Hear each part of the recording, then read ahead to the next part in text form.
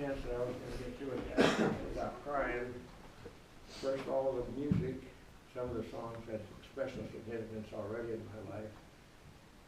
How Great Thou Art was big with my memories of my wife and my mother.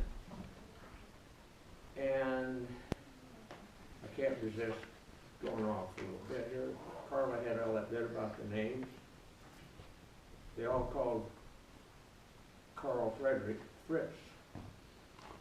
And while they all called William Bill, when they were kids, they were nicknamed after a couple of rowdy young German boys, Fritz and Hans. And the Hans didn't stick, but they managed to get it foisted on Jacob.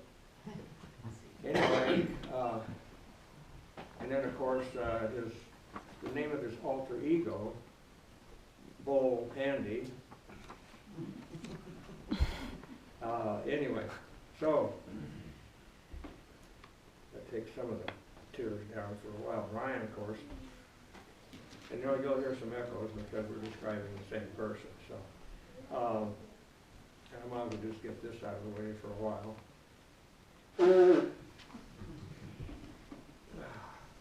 Okay. Bruce and I had a complex sibling plus relationship. A half generation older than Bruce, I sometimes took on a quasi-father role, which he didn't always appreciate. Because of that complex relationship, which included concerts from Waylon Jennings and that famous ballad band Led Zeppelin, but living in the same houses, be it at Des Moines, the city, Stillwater, and even the Train Motel on a siding in Sioux Falls. I'm going to read this so I don't lose my train of thought when emotions overcome me. Here I am with the dead snakes hanging at my side again, so let's move them up. They say that DNA is not destiny, but it certainly does strongly influence our destinations. A tragic strand of DNA nearly brought Bruce's earthly ramblings to an end 20 years ago. Like his 52-year-old Uncle George, there was a weak link in his cardio system that led to a heart attack in his late 40s. Don't worry, Sibs. It either happens early or we're good to go for quite a while. With all the competing meds necessary to keep the living river of his blood, not too thick, not too thin, flowing smoothly, he had several near-death experiences after that, including 2 major strokes that left his future ability to speak or even walk or lift his arms in doubt.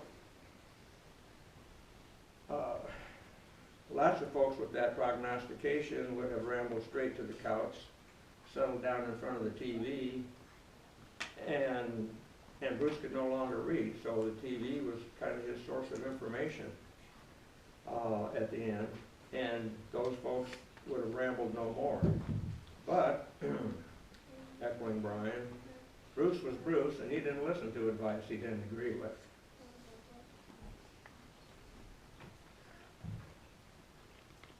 Some would look at Bruce's life and see a quitter.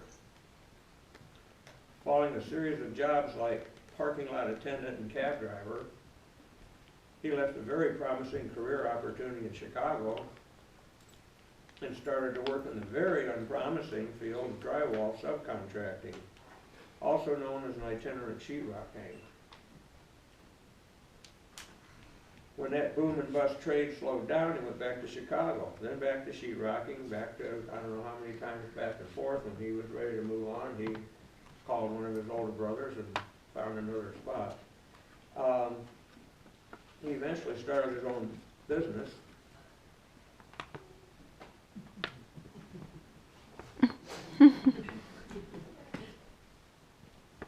When I did the same thing early on, we had a guy make a t-shirt that said Manana Drywall, because Jack Kerouac said after working with the Mexican family in the fruit orchards, and a brother that had him, oh, we're going to do it manana.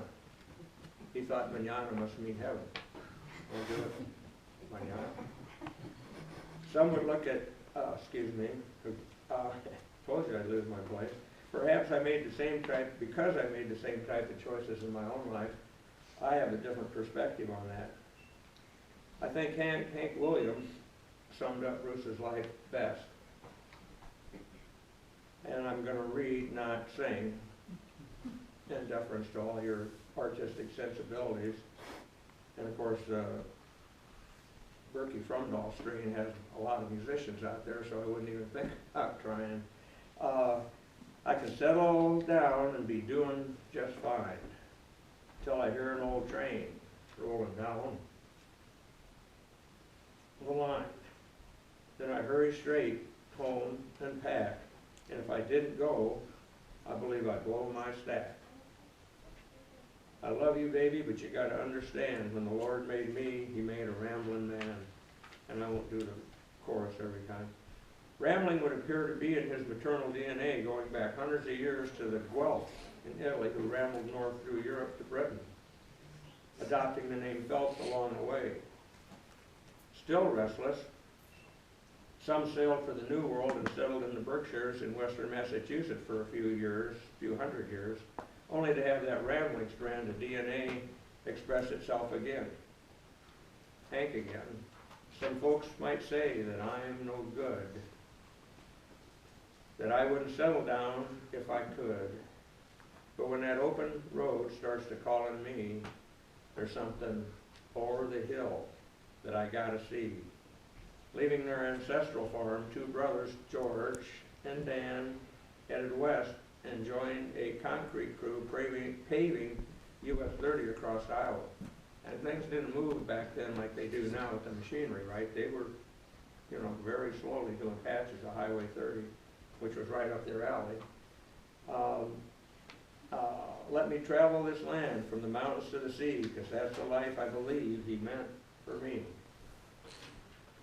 With 4 sons and 2 daughters born, George heard of new cars going cheap in Kansas City. Leaving our grandma Lydia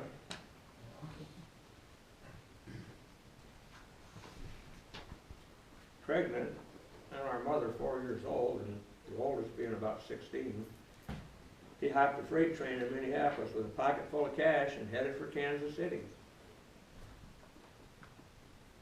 He never made it alive, and neither did the cash. This was a few years before the Depression, so they really went into it prepared, right? Bruce pressed on when the stakes were high enough, though. After losing his driver's license on principle, he wasn't going to cooperate with the mandatory blood test. When he considered how difficult it was going to be to load scaffolding onto a city bus and take it to the next job, he said, well, maybe, yeah, I'll take it. Too late, sucker. So he went to court and all that and lost. Because if you don't take it, you just lose it. There's no, that's it. You got your choice. Anyway, he didn't cooperate, and he hired a lawyer, but was denied. And then he decided to appeal on his own, even though they say a lawyer who has himself for a client is a fool. He decided to appeal on his own and spent many hours alone in the folks' guest room, poring over the notes he brought home from the law school library, and finally had his day in court. Well, that didn't last long. The judge had already read Bruce's file, including his meticulous notes. He just looked at the prosecution and said, charges dismissed. When I had a hard-working, hard-partying sheetrock crew at the time I introduced him to sheetrock as a profession, it seldom, 6 of us, and it seldom operated at a full staff, but it never dropped below a crew of 2 because Bruce was always there.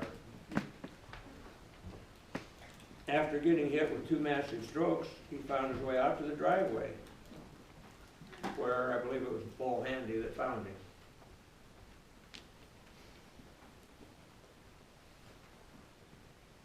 Nothing happened up here. But he crawled up stairways to get to the door.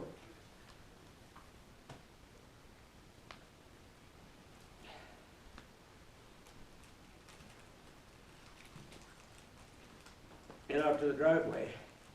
His response to the strokes was to bear down and stay focused on improving, which he did, far beyond the predictions of the doctors and to the amazed gratification of the therapist that he stayed involved with, even after he had improved way more than expected, way more.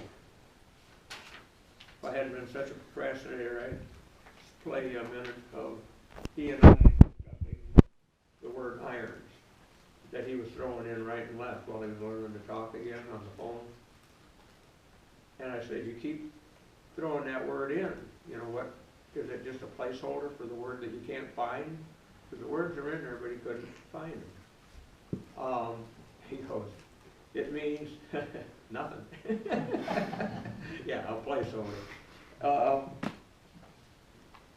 Anyway, what did I do here? Old people have insensitive fingers. Oh, okay. I was already there, no wonder. All his life, Bruce didn't quit so much as move on to what was important to Bruce. Again, as Hank said, there's something over the hill I just got to see. And his rambling days were not done yet. Still struggling with following directions, simple directions, and he couldn't hold a lot of thoughts at once. He took a complicated train and bus journey that would have been daunting for me to take, with waiting in stations and moving from one type of transportation to another. He went to see Chaz and Carla in New Mexico. Way down in New Mexico, long way.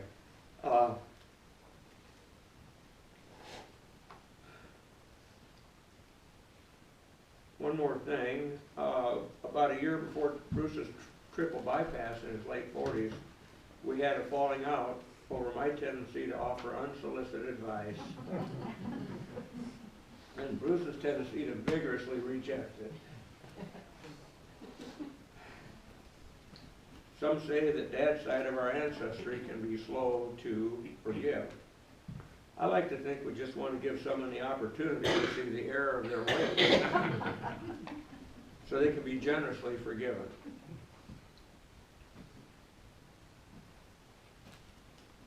Given Bruce felt the same, neither of us were willing to be the first to risk rejection, and so we went a long time without speaking.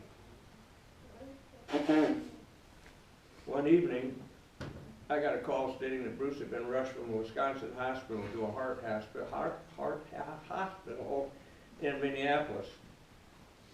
Waves of regret washed through me, and I instantly placed a call to his room. Neither of us mentioned the incident that had separated us. We just spent the time talking about what had occurred and the prognosis and the encouraging signs that he was in a specialist hospital. If I had to stand here today, my unforgiving, icy heart melting from my tears, I can't even imagine my sorrow, regret, and remorse.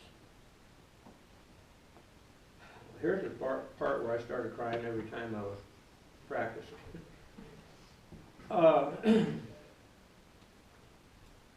Hey, Bruce. One day in eternity,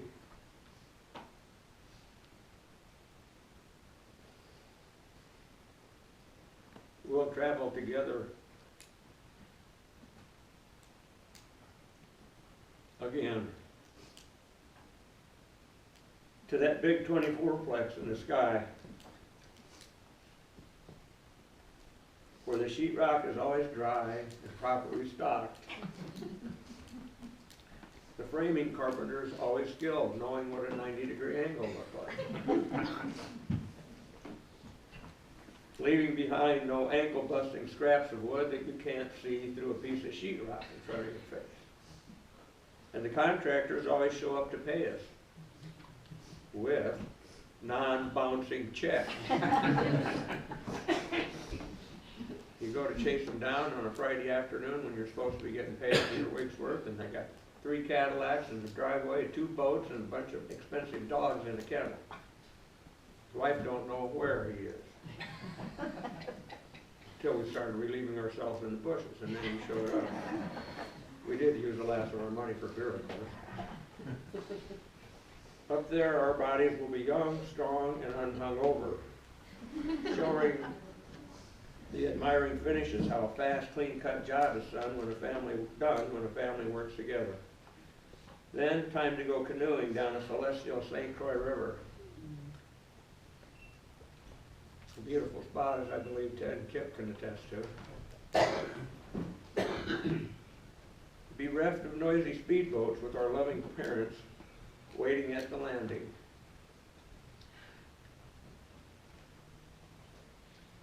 Final two lines from Hank.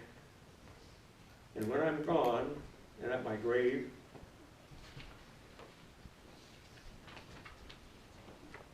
you stand.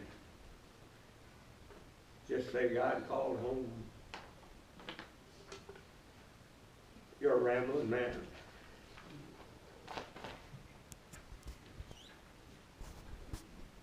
Tears are healthy. They get rid of emotionally caused steroids that are stress for your body. So let her rip when you need to. Then dry your eyes and get moving.